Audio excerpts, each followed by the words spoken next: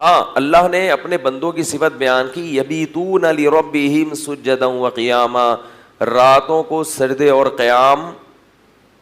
قیام کرتے ہیں۔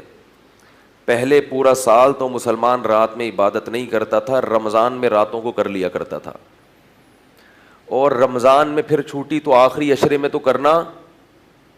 پہلے تو ایسا ہوتا تھا کہ تہجد سب پڑھتے تھے پورے سال، بھئی یہ تو بہت اہم نماز ہے۔ جب مسلمانوں میں دینی کمزوری آئی تو تہجد صرف رہ گئی رمضان میں، کہ بھی رمضان میں تو راتوں کی عبادت کرنی ہے، چلو پورے سال نہیں کرتے۔ پھر رمضان سے بھی گئی اور کس میں آ گئی کہ بھئی چلو آخری عشرہ ہے اس میں تو عبادت کر لو، اور پھر آخری عشرے کی جفت راتوں سے نکل کے سمٹ کے آ گئی کہاں؟ طاق راتوں میں۔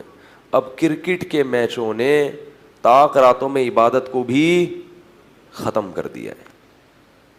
ہر دور میں یاد رکھو اللہ سے روکنے والی قوتیں ہمیشہ موجود ہوتی ہیں جو آپ کو اللہ کی یاد سے غافل کریں گی۔ اس کرکٹ کو کیا ضرورت ہے رمضان کی راتوں میں کھیلنے کی؟ اللہ کے بندو تلاوت کرو، نماز پڑھو، ذکر کر لو، کیا ضرورت ہے؟ کس قدر مقدس راتیں ہیں، کس قدر اللہ اپنے بندوں کے قریب آ کر ندائیں لگاتا ہے، حل من مستغفر اغفر لہ، کوئی ہے مجھ سے معافی طلب کرنے والا کہ میں اس کو معاف کروں، حل من مسترزق ارزق لہ، کوئی ہے مجھ سے رزق طلب کرنے والا، روزگار مانگنے والا، روزی مانگنے والا، میں اس کو روزی دینے کے لیے تیار ہوں۔ 4 آدمی کھیل رہے ہوں گے اور 50 تماشائی اس کا مقابلہ دیکھ رہے ہوں گے، وہ بھی کھیل کے وقت ضائع، اور یہ جو تماشائی بیٹھے ہوئے ہیں یہ بھی ان کو دیکھ کے اپنا وقت ضائع۔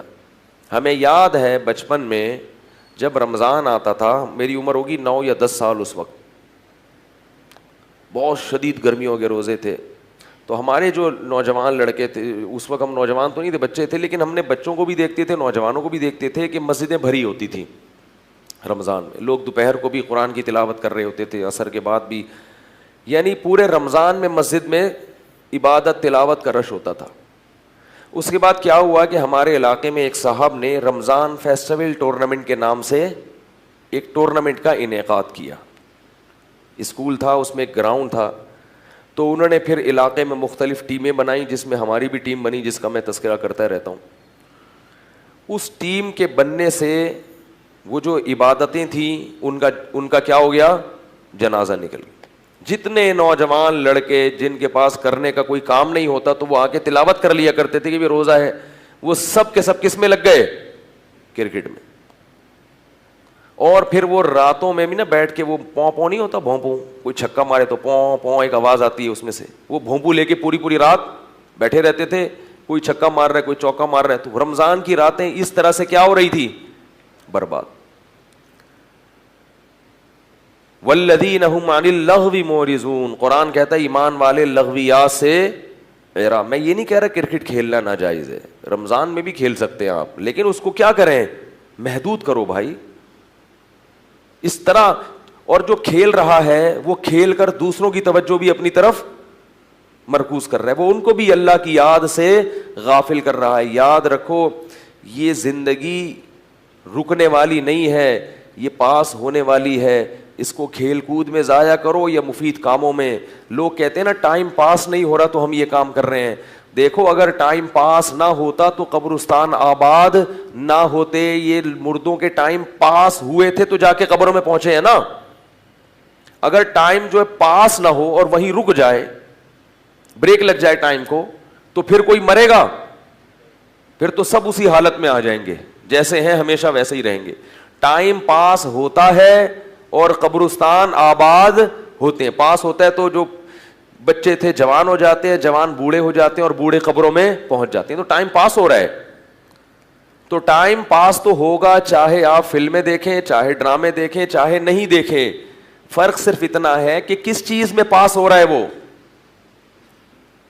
3 قسم کا وقت جو پاس ہوتا ہے نا، وہ 3 قسم کی ایکٹیویٹیز میں ہوتا ہے، یا تو مفید کاموں میں، یا نقصان دہ کاموں میں، یا کسی بھی کام کے بغیر کچھ بھی نہیں کر رہے اور کیا ہو رہا ہے؟ پاس ہو رہا ہے۔ بدبخت وہ ہے جو فضول کاموں میں وقت کو گزار دے، خوش قسمت وہ ہے جو مفید کاموں میں وقت کو گزار دے۔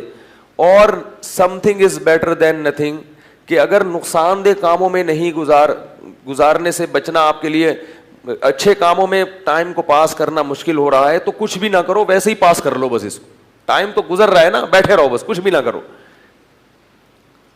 سو کے گزار لو. لیکن حقیقت یہ ہے کہ جو مفید کام میں وقت نہیں گزارتا نا، شیطان اس کو پھر، بولو بھائی، غلط کاموں کی طرف لے کے جاتا ہے، پھر وہ برے کاموں میں وقت گزارتا ہے. تو میں اپنی بات کی طرف آؤں گا. دیکھو بھائی، ان راتوں میں اللہ کے سامنے گڑ گڑانے کا معمول بنا لو.